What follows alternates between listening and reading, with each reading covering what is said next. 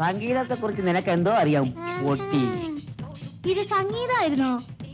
ഞാൻ വിചാരിച്ചു ഏതോ ഭ്രാന്താശുപത്രിയിലെ ഭ്രാന്തന്മാരെല്ലാം കൂടി നിലവിളിക്കായിരുന്നു. അല്ല, കൊള്ളാവുന്ന വല്ല സിനിമാ പാട്ടും വെച്ചൂടെ കുമാരേട്ടാ?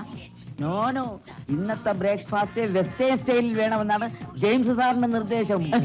വെസ്റ്റേൺ മ്യൂസിക് കേട്ടുണ്ടാക്കാൻ പറ്റൂ. സിനിമാ പാട്ട് കേട്ട സാധാ ഫുഡേ വരൂ.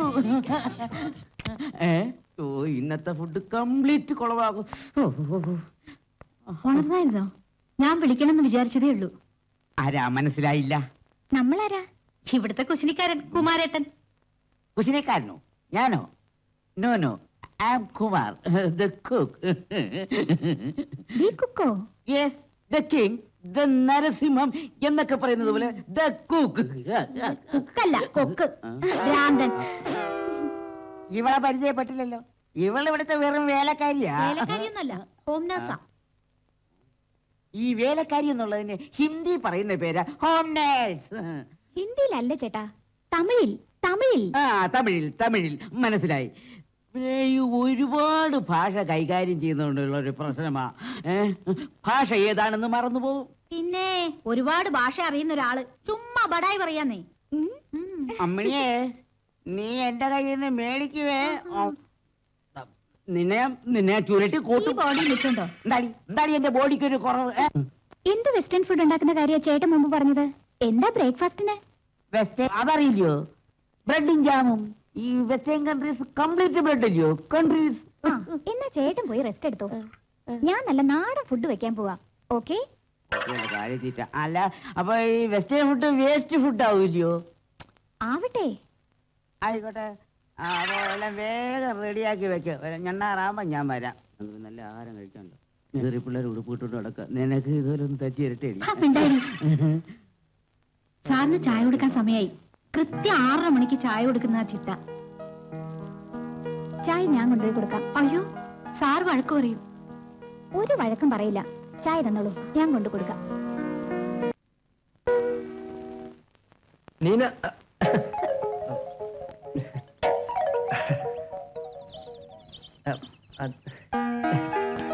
Sorry, so sorry. ഞാൻ വെറുതെ ഒരു താങ്ക്സ് പറയാൻ.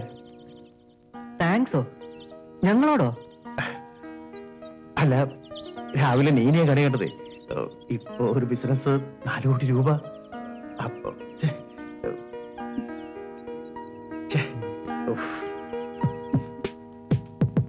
ജെയിംസ് സാറിന് എന്ത് പറ്റി? കിളവൻ ഒളിഞ്ഞു നോട്ടത്തിന്റെ അസുഖം ഉണ്ടോന്നൊരു സംശയം. അതൊന്നുമില്ല, പാവം. അതെന്തെങ്കിലും ആവട്ടെ. എനിക്ക് വെറുതെ സമയം കളയാൻ യാതൊരു താല്പര്യവും ഇല്ല. നമുക്കൊന്ന് ഔട്ടിങ്ങിന് പോയാലോ? ഔട്ടിങ്? ഫസ്റ്റ് നൈറ്റ് ഇതുവരെ കഴിഞ്ഞിട്ടില്ല, അതിന് മുമ്പ് ഔട്ടിങ്.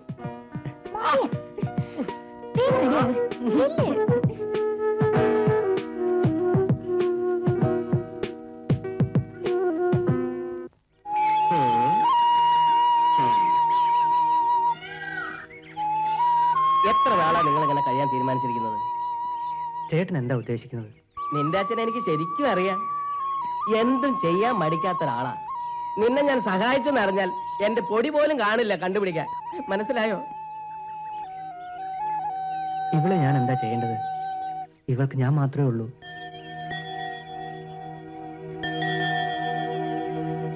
ഞാൻ നേരത്തെ പറഞ്ഞതുപോലെ ജെയിംസ് സാറിന്റെ ബംഗ്ലാവാ നിങ്ങൾക്ക് സേഫ്. അയാളൊന്ന് സോപ്പിട്ട് നിൽക്കണമെന്ന് മാത്രം. നമ്മൾ തമ്മിലുള്ള റിലേഷൻഷിപ്പ് അറിയാതെ നോക്കണം. അറിഞ്ഞാൽ പുറത്താകുന്നത് ഞാനായിരിക്കില്ല, നിങ്ങളായിരിക്കും. ആട്ടെ, എന്റെ കാശ് വല്ല നിൽക്കണ്ടോ? Thank you. നീ കാരണം എസ്ഐയുടെ ഏത്തക്കൊലയ്ക്ക് ഒരു ദിവസത്തെ ആയുസ് കൂടെ നീട്ടി കിട്ടി. വരട്ടെ.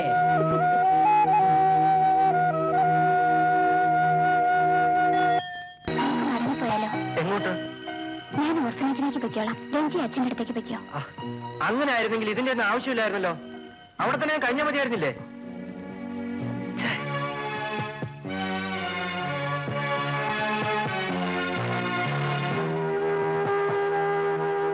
ആവശ്യമില്ലാത്തേക്ക് ചിന്തിച്ച് മനസ്സ് വെറുതെ വിഷമിപ്പിക്കണ്ട. ഇനി നമ്മളെ പിരിക്കാൻ ഈ ലോകത്ത് ഒരു ശക്തിയും കഴിയില്ല. രണ്ടും കൂടി ഒളിച്ചോടി പോന്ന സംശയമൊന്നുമില്ല. ആ കുട്ടി റിയലി സ്മാർട്ട്. രാവിലെ ചായയുമായി വരുന്ന വരവ് കണ്ടപ്പോ സത്യത്തിൽ റോസിനെ എനിക്ക് ഓർമ്മ വന്നത്. ഒരു കല്യാണം കൂടെ കഴിക്കാൻ തോന്നുന്നുണ്ടോ? You are still young. തന്നെ എനിക്കറിയില്ല ജെയിംസേ, മനസ്സിലൊരു തീപ്പൊരി വീണ് കഴിഞ്ഞു. ഇനി അത് ആളിക്കത്താൻ അധിക സമയമൊന്നും വേണ്ട. Anyway it's good. ഞാൻ ആ തോന്നലിനെ പ്രോത്സാഹിപ്പിക്കേ ഉള്ളൂ. വരട്ടെ.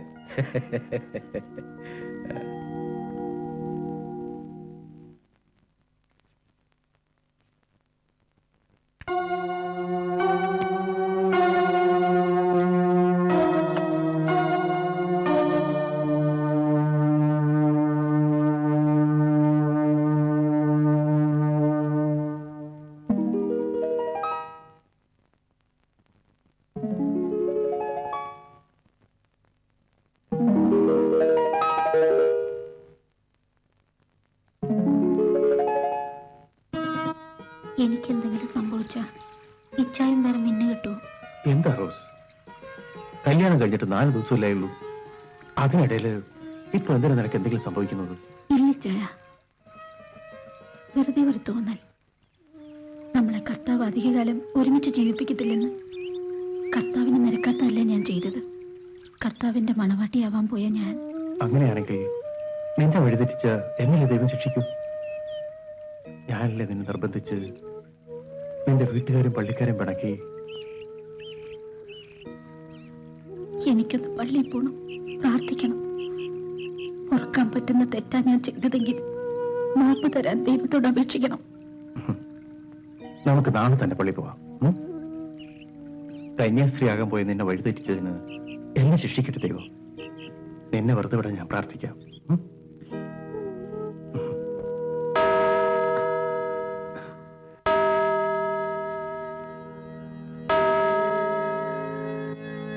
ഒന്ന് ആലോചിക്കൂ റോസ്, നമ്മുടെ പ്രാർത്ഥന ദൈവം കേട്ടു. നിന്നെ അല്ലല്ലോ, കർത്താവ് ശിക്ഷിച്ചു തന്നെയല്ലേ, ഒറ്റയ്ക്കാക്കിയില്ലേ. വേഗം പോയി സാറിനെ വിളിക്കേ, വല്ലതും കഴിച്ചിട്ട് കിടക്കാം. സാർ ഇവിടെ വെള്ളം അടിച്ചോണ്ടിരിക്കുക. ഡെയിലി 3 എണ്ണം പതിവാത്രേ. എന്നാ നമുക്ക് വല്ലതും കഴിച്ചിട്ട് കിടക്കാം. എന്താ ഇന്നിത്ര ധൃതി? മനസ്സു മനസ്സിന്റെ കാതിൽ രഹസ്യങ്ങൾ മന്ത്രിക്കും മധുവി. എന്താ ഞാൻ ചമ്പി കുളവായിച്ചേ. ഏതായാലും വിളിച്ചതല്ലേ, ചെല്ലേ. നമ്മുടെ ഫസ്റ്റ് നൈറ്റ് അല്ലേ, അല്ലെങ്കിൽ ഞാൻ ഒരു അരക്കൈ നോക്കിയേനെ. ഫസ്റ്റ് നൈറ്റ് അല്ലായിരുന്നെങ്കിൽ ടെൻഷൻ പോവായിരുന്നോ? എന്താ സംശയം? നല്ല ഉഗ്രം പീസല്ലേ ആ പെണ്ണ്. ആ നിന്നെ പോലെ ആയിരിക്കത്തില്ല, നല്ല എക്സ്പീരിയൻസ് കാണും. എനിക്ക് പണിയും കുറവായിരിക്കും. രഞ്ജി പറയുന്നേ. പിന്നെ ഇക്കാര്യത്തിൽ ഞാൻ തമാശ പറയണോ? എന്നെ എന്റെ അടുത്തേക്ക് വരണ്ട, അടുക്കളയിലോട്ട് ചെല്ല്. ആ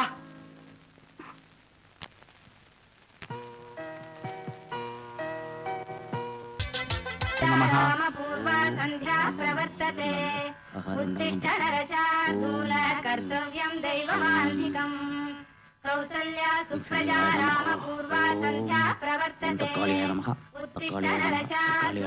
കർത്തവ്യം ദൈവമാന്തികം. എന്ത് വേഷ കുമാരേട്ടാ ഇത്? ഇന്ന് വെജിറ്റേറിയൻ ഫുഡാ പ്രിപ്പയർ ചെയ്യുന്നതേ.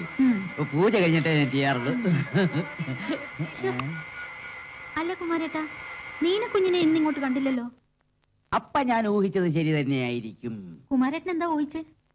നീന കുഞ്ഞിങ്ങോട്ട് വന്നില്ല എന്ന് ഞാൻ ഊഹിച്ചു. അയ്യേ, വലിയ ഊഹക്കാരൻ. ചേട്ടന്റെ പണി നോക്ക്. ആ ചെറുക്കന്റെയും പെണ്ണിന്റെയും സ്വഭാവം അത്ര ശരിയല്ല. അതെന്താ? അവരെ ഇതിൽ ഒരുമിച്ചാ കിടന്നു. പ്രായമായ പെണ്ണും ചെറുക്കനും അങ്ങനെ കിടക്കാൻ പാടില്ല. മഹാവൃത്തി.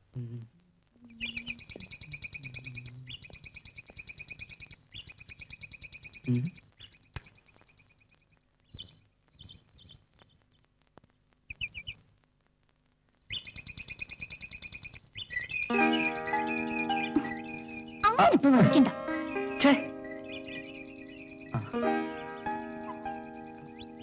സാർ ആ വീടിന്റെ കാര്യം അന്വേഷിച്ചോ? വീടോ? ഏത് വീട്?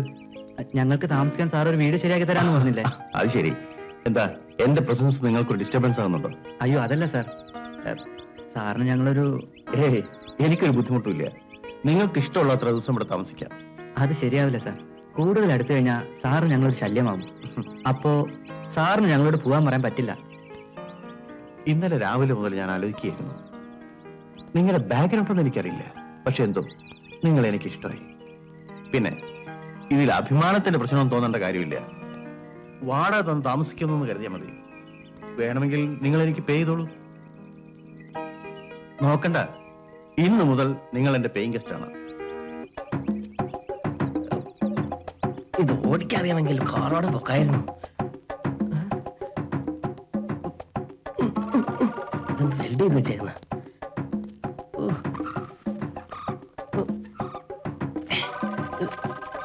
ഇത് ഡിക്ക് എങ്ങനെ മുന്നിൽ കൊണ്ടുവന്ന് വെച്ചത്?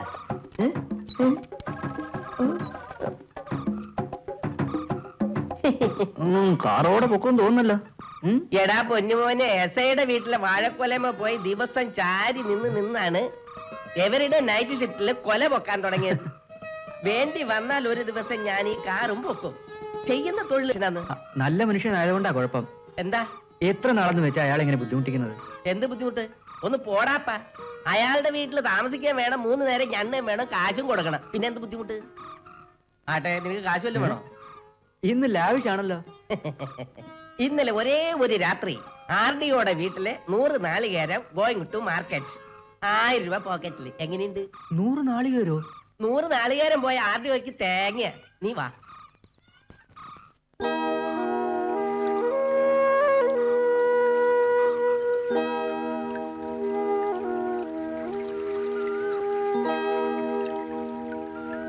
രഞ്ജി,